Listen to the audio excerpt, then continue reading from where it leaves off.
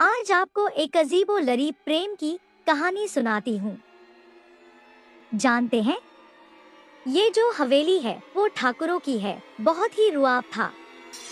ठाकुर बलदेव सिंह का अपने नाम की तरह ही बलवान, बुद्धिमान और रौबदार ठाकुर थे। धनवान तो थे ही, किंतु सुंदरता के भी बड़े पारखी थे। उनकी दो पत्नियां थी, जो एक से बढ़कर एक सुंदर थी, किंतु दोनों की कोई औलाद नहीं हुई। इस कारण ठाकुर बलदेव सिंह हमेशा से ही चिंतित और परेशान रहते। वो सोचते रहते हैं कि जो भी धन मैंने कमाया है, ये हवेली, इसका क्या होगा। 4-5 कॉलेज के दोस्त यूं ही टहलने निकले थे, हंसते खेलते मजे करते घूम रहे थे। तब वे ठाकुर साहब की हवेली के रास्ते पर जा रहे थे। श्याम बोला, यहाँ कोई ठाकुर की हवेली है, वहाँ कोई नहीं जाता, सुना है वहाँ भूत रहते हैं। दीपा बोली, आज के समय में तुम भूतों पर यकीन करते हो, भूत कुछ नहीं होता। किशोर बोला, अरे यार, अभी तो दिन है, भूत तो रात में आते हैं, हम दिन में ही वो हवेली देखकर आ जाएंगे। चलो चलते हैं। हमने तो फ्लैट ही देखे हैं या फिर कोठी, हवेली नहीं देखी। पहले लोग कैसे रहते होंगे, उनकी हवेली की कलाकारी कितनी बड़ी है, सब मुझे देखना है। हर बार तो आया नहीं जाता, अब आए हैं तो देखकर ही जाएंगे। तभी उन्होंने उस रास्ते के पत्थर पर लिखा देखा, उधर कोई न जाए, वहाँ कोई रहता है। उस पत्थर पर लिखे को पढ़कर चारों हंसने लगे। किशोर बोला, देखा, वहाँ कोई पहले से ही रहता है, चलो उससे भी मिल लेंगे।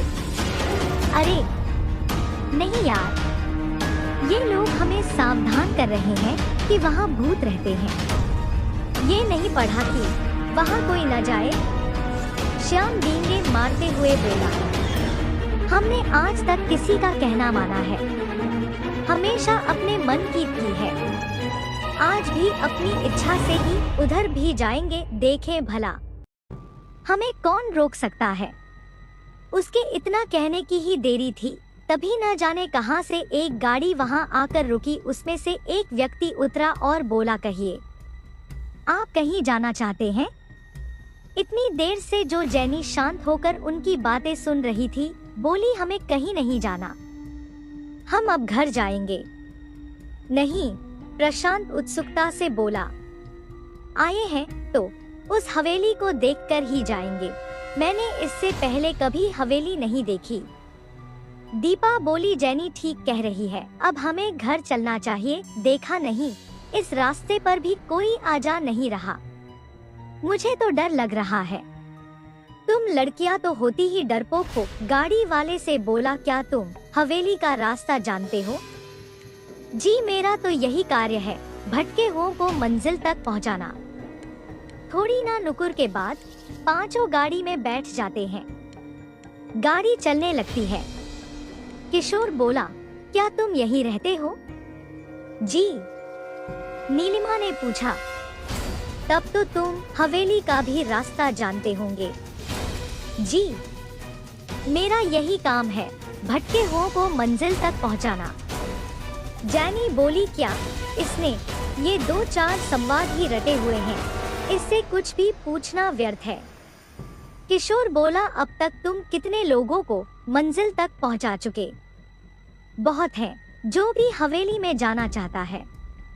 तभी गाड़ी हवेली के सामने आकर रुकी। हवेली देखने में बहुत पुरानी थी, सभी उसे आश्चर्य से देख रहे थे। इस गाड़ी वाले को यहीं रोक लो, फिर वापसी में इसी से चले जाएंगे। दीपा की बात सबको सही लगी और जैसे ही उन लोगों ने पलट कर देखा, नहीं वहाँ गाड़ी थी, नहीं वहाँ ड्राइवर था। श्याम बोला, हवेली देखकर डरकर भाग गया।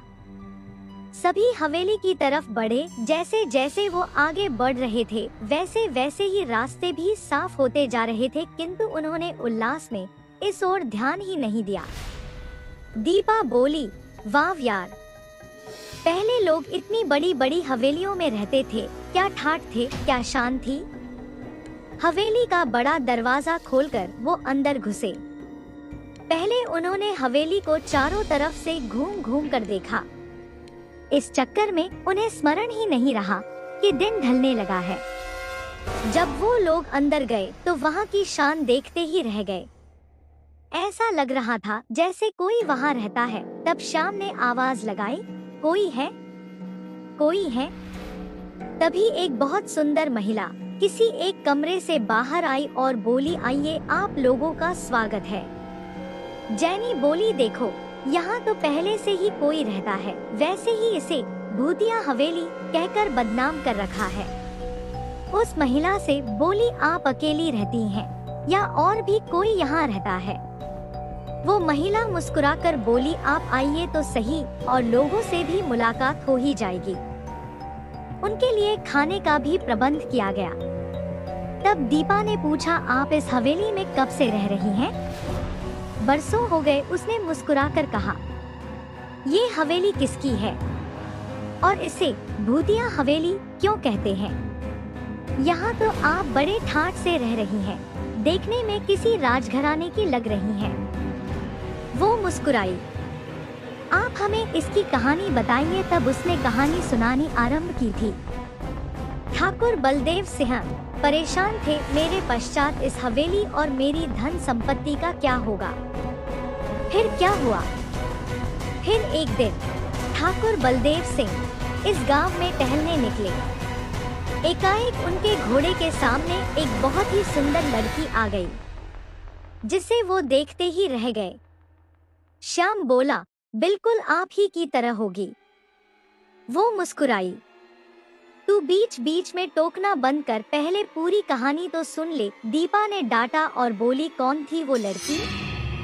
वो उसी गांव में 2 दिन पहले ही अपनी रिश्तेदारी में आई थी।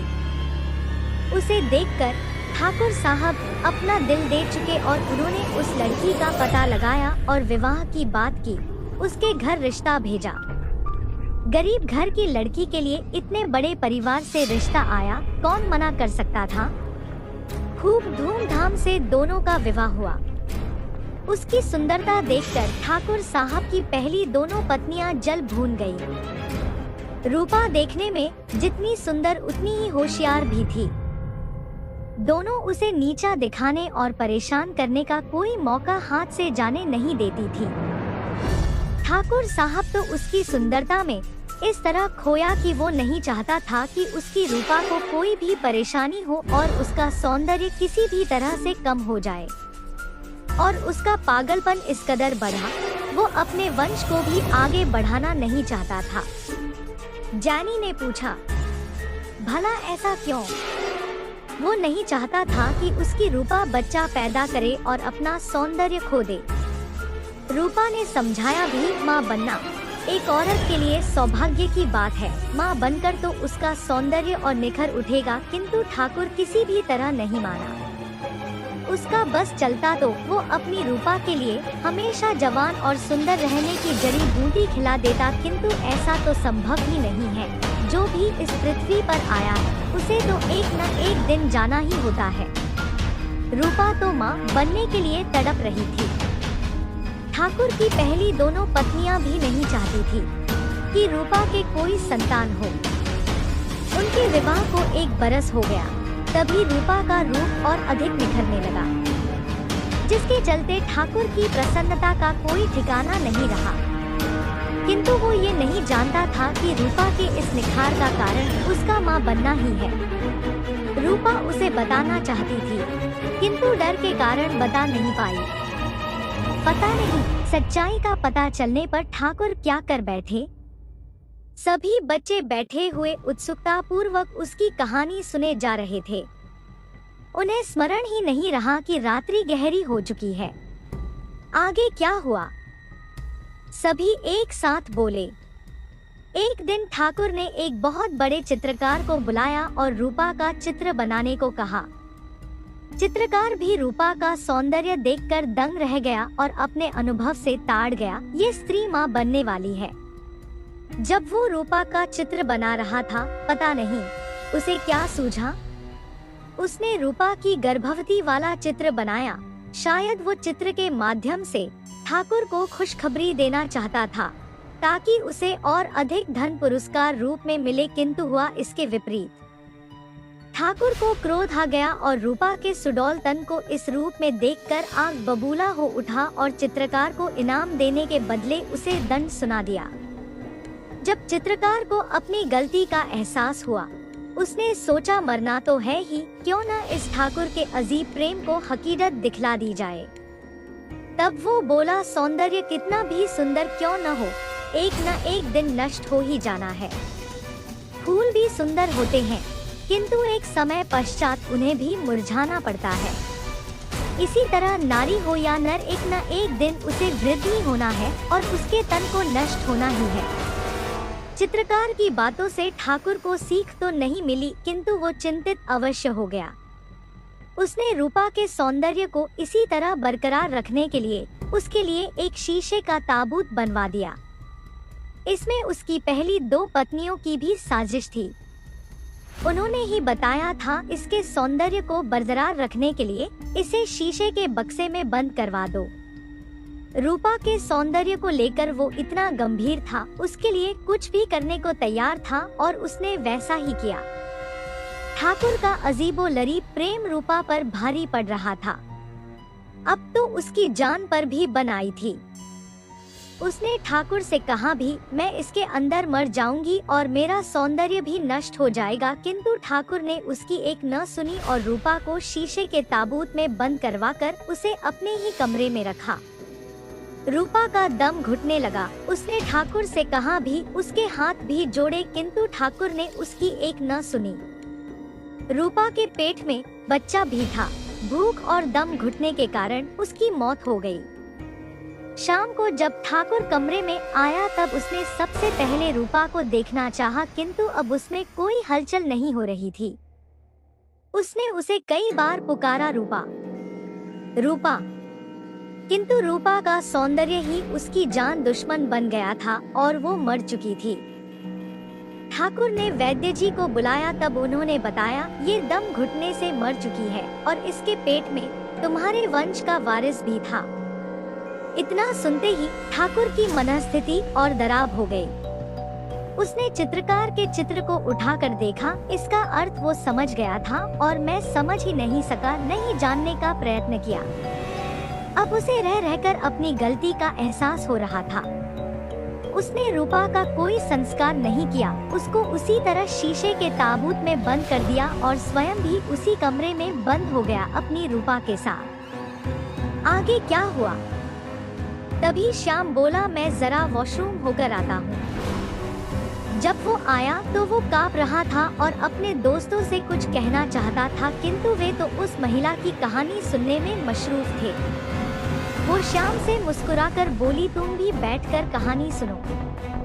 ठाकुर न कुछ खाता पीता, न ही दरवाजा खोलता। इस तरह उसे 15 दिन उस कमरे में बंद हुए हो गए। 15 दिनों बाद जब जबरदस्ती दरवाजा खोला गया तो ठाकुर की भी लाश ही मिली। उसकी पहली दोनों पत्नियां तो पहले से ही हवेली छोड़कर जा चुकी थी। उन्हें डर था, जब भी ठाकुर बाहर आएगा तभी उन्हें दंड देगा। ठाकुर की लाश देखकर उसके नौकर भी भाग गए।